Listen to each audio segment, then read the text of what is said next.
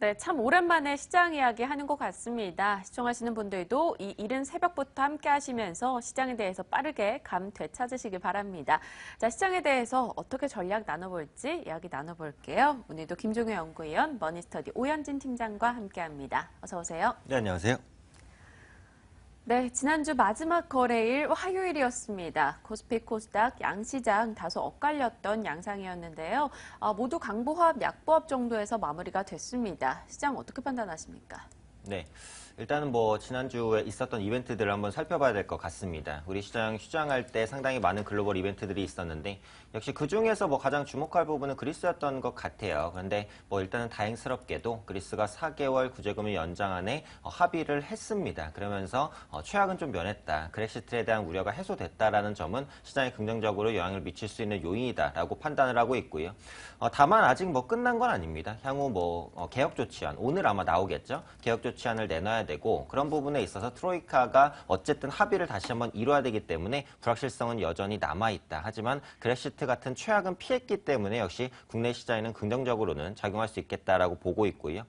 두 번째로 확인해 볼 부분이 여기 미국의 이제 FOMC 의사록이었습니다. 그래서 비둘기적인 정책 기조가 좀 확인된 것으로 이렇게 나타나고 있는데, 1월 의사록에서는 이제 과반수 의원들이 저물가 지속에 따른 장기간의 저금리 유지 필요에 대해서 공감대를 형성을 했습니다. 그렇다면 시장 일각에서 우려하고 있었던 조기 기준금리 인상에 대한 우려는 상당 부분 좀 덜었기 때문에 이런 부분들도 역시 시장에는 긍정적으로 좀 영향을 미칠 수 있겠다라고 판단을 하고 있고요. 추가적으로는 일본 이슈도 있었습니다. 그래서 BOJ 회의에서는 기존의 통화 완화 기조를 연간 80조엔 규모로 그대로 유지하기로 했습니다. 현재 엔화 수준이 이제 경기를 살리기에는 절대 부족하지 않다라는 데 공감대를 형성했고요. 다만 그로다 총재가 향후 경기 상황에 따라서 추가적으로 엔저 정책을 펼 수 있다라고 밝히기는 했지만, 현재 시장의 컨센서스는 당분간 일본이 추가적으로 돈풀기를 하진 않을 것이다. 현재 규모를 유지할 것이다라고 밝혔기 때문에 엔저에 대한 우려감도 어느 정도는 덜었다. 이렇게 판단하고 있습니다. 그렇다면 이제 국내 증시 휴장 동안 글로벌 이벤트들을 한마디로 말씀드리면 불확실성 완화다라고 이제 생각해 보시면 될 것 같아요. 그래서 그리스와 미국에 관련해서의 불확실성이 좀 완화가 됐고, 유가도 어쨌든 간에 급락하는 흐름은 아니고 바닥을 찾고 있는 모습들, 그리고 몇 번 말씀드렸는데 다음 주부터는 ECB의 QE 효과가 좀 진행이 될 것으로 보입니다. 그런 부분에서 생각해 보자면 이번 주 같은 경우 제한적이겠지만 유럽계 자금이나 미국계 자금이 국내 시장에 어느 정도는 유입될 수 있는 기대감 가져봐도 좋지 않을까. 시장에 대해서는 이번 주 긍정적인 관점으로 말씀드리도록 하겠습니다. 네, 3월부터는 ECB 유동성 공급에 따른 효과가 제한적이겠지만 그래도 어느 정도 기대할 수 있다라고 이야기 주셨어요. 자, 김 의원님의 시장 판단도 한번 궁금합니다. 앞서 이슈에 대한 이야기는 해주셨는데 우리 시장 지수, 종목에 대한 전략은 어떻게 가져갈까요? 일단 유가증권 시장에 대해서는 전 여전히 기대가 낮고요. 그 기대가 낮은 것은 이슈발에 의한 것이 아니라 국내 기업들의 실적을 여전히 못 믿기 때문입니다. 그래서 국내 기업들은 실적 발표하면 여전히 실망스러울 가능성이 높기 때문에 저는 지수와 관련된 투자 관점은 여전히 보수적이다라고 말씀드려야 될 것 같고요. 코스닥 최근에 올라왔지만 올라온 것의 상당 부분을 바이오가 담당하고 있었기 때문에 바이오 종목들 무너지면 또 어떻게 될지 모른다라는 거죠.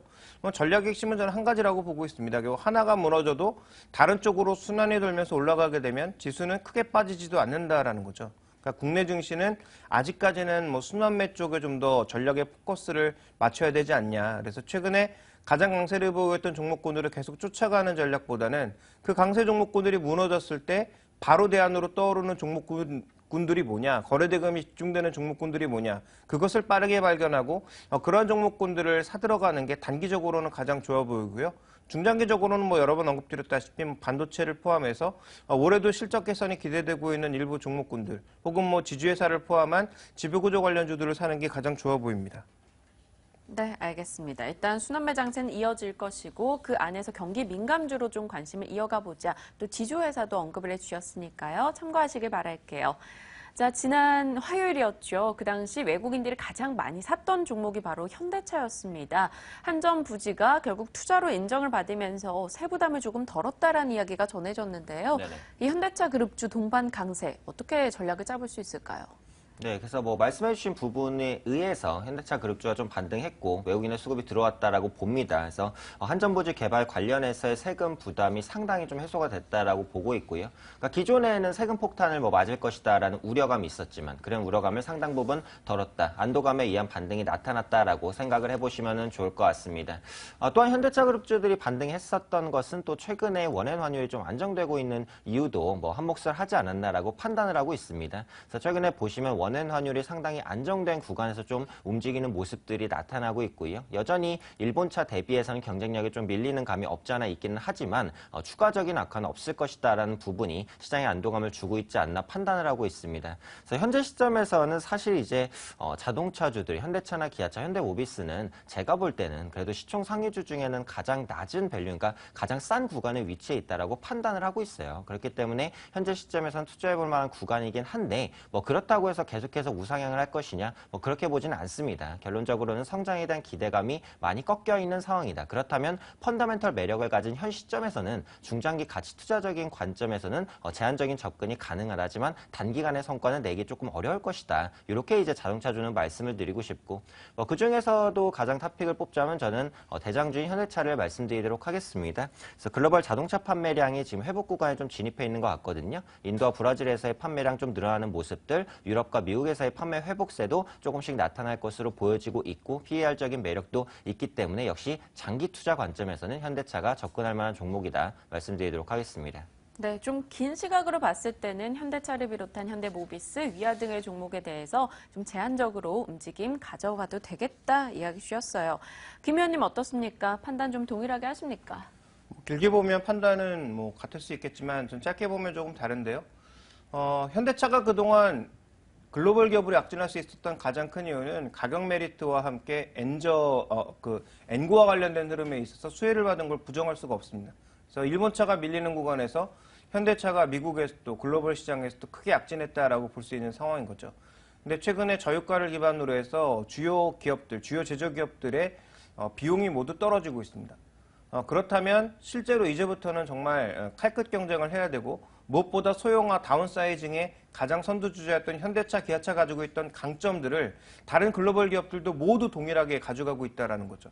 그래서 최근에 D세그먼트, C세그먼트 정도에서의 경쟁력을 보면 현대기아차가 미국이나 유럽에서는 거의 최하로 떨어지고 있다. 그래서 상승 탄력이 떨어지고 있고 프로모션으로 그나마 체면 7회 정도를 하고 있다라고 봐야 될 것 같은데요.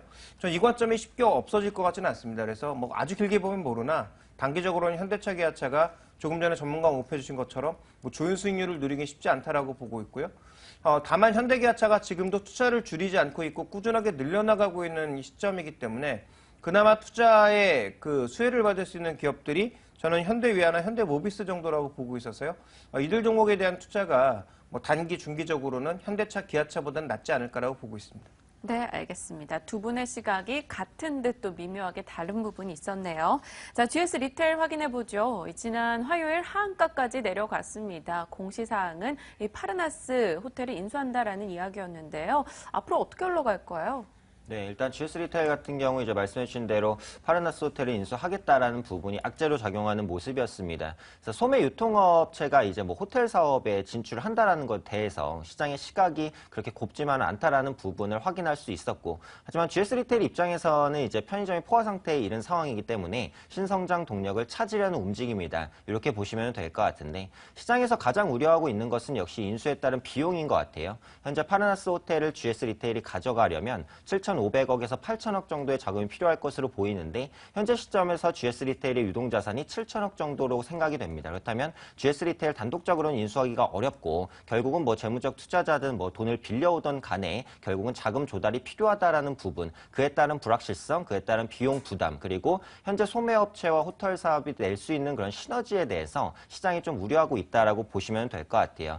그렇다면 이제 GS 리테일이 지난주 하한가가 갔는데 계속해서 떨어질 것이냐? 저는 그렇게 보지는 보여지지는 않습니다. 왜냐하면 편의점 산업 자체는 구조적으로 성장을 보여주고 있거든요. 그래서 1인 가구가 증가하거나 뭐 PB 상품 매출이 호조를 보이고 있는 부분들, 출근 품목이 다양화되고 있는 부분들, 전반적으로 봤을 때 국내 유통업체 다 역성장하지만 편의점 업체만 플러스 성장을 어느 정도 이어나가고 있습니다. 이런 관점에서 봤을 때 호텔 사업 인수에 대한 부담감 지난주 대부분 반영됐다라고 보고요. 하한가니까 뭐 추가적인 하락 충분히 나올 수 있겠죠. 하지만 반등 시에는 오히려 저가 매수를 노릴 수 있는 종목이다 판단하고 있습니다. 네, 알겠습니다. 이제 빠르게 한번 유망주로 이어가 보도록 할게요. 2월의 마지막 주 어떤 종목 가져오셨습니까?